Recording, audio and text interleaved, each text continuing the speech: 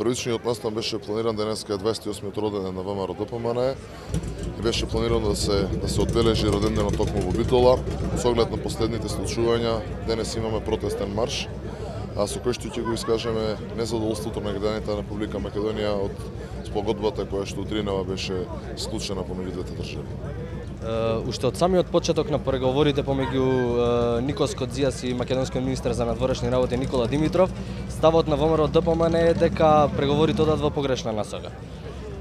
Уште од самиот почеток прво се пожаливте на нетранспарентноста на целиот процес, потоа го одбивте предлогот Република Илинденска Македонија, за сега го одбиете и решението, нели, Република Северна Македонија.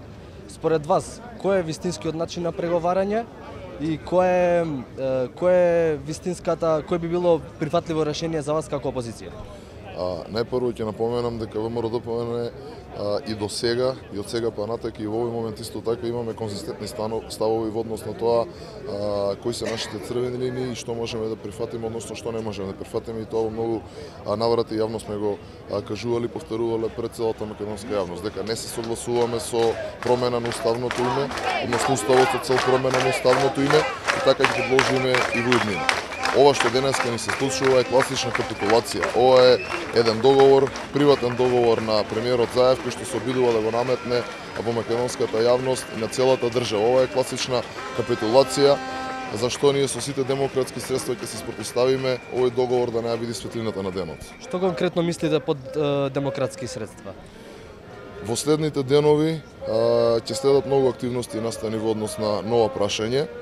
Кога велам демократски, се што е оно во согласност со уставот и законите на Република Македонија, бидејќи сметаме дека тоа е вистинскиот начин доколку сакаме навистина да спречиме капитулација на државата. Дали да очекува јавноста некаква радикализација можеби на овие протести?